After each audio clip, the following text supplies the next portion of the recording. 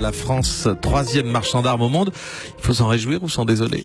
Aujourd'hui, presque une arme sur 10 exportée dans le monde est française. Mais que sait-on réellement de leur utilisation?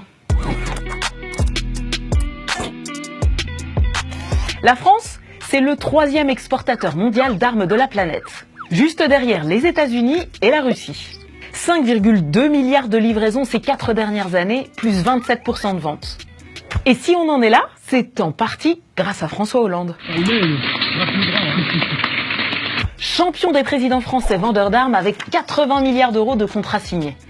Accord historique avec l'Australie pour des sous-marins, Rafale pour l'Inde, le Qatar, l'Égypte, hélicoptère pour le Koweït. Alors ça va faire beaucoup d'emplois. L'armement, c'est 165 000 emplois sur toute la France.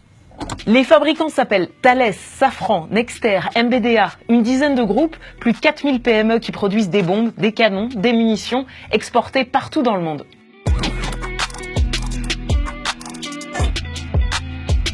Parmi les 5 meilleurs clients de la France, l'Inde, l'Arabie Saoudite, le Qatar, l'Égypte et le Brésil, 2 d'entre eux sont accusés de violation des droits humains.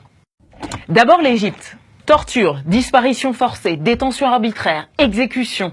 Depuis son arrivée au pouvoir en juillet 2013, le maréchal Sissi réprime. Et pour ça, il aurait aussi utilisé du matériel français. Ce blindé, par exemple, aurait servi pour tirer sur des manifestants non armés. Le système de surveillance de la société Amésis aurait lui permis l'arrestation d'opposants politiques. Si ça ne dérange pas le régime français d'être partenaire avec un régime qui commet un crime contre l'humanité. Autre pays accusé de crimes contre l'humanité, l'Arabie Saoudite. Non seulement le pays est empêtré dans l'affaire Khashoggi, mais depuis 2015, il mène une guerre sanglante au Yémen. 10 000 morts, dont 5 000 civils. Un tiers des bombardements auraient touché des maisons, des écoles, des mosquées, des hôpitaux.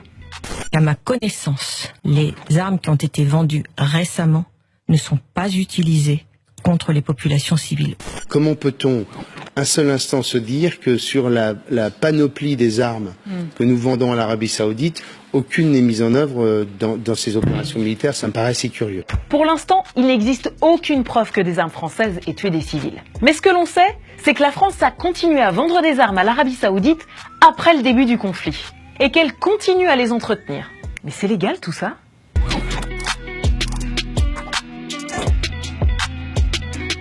La France est censée respecter 2 grandes régulations. D'un côté, le TCA, traité sur le commerce des armes ratifié en 2014. Il interdit la vente d'armes à des pays susceptibles de violer les droits humains. De l'autre, la position commune européenne. Interdiction de vendre des armes à un pays qui ne respecte pas les droits de l'homme ou qui est engagé dans un conflit armé. Et qui vérifie que la France respecte bien ces règles? La France elle-même.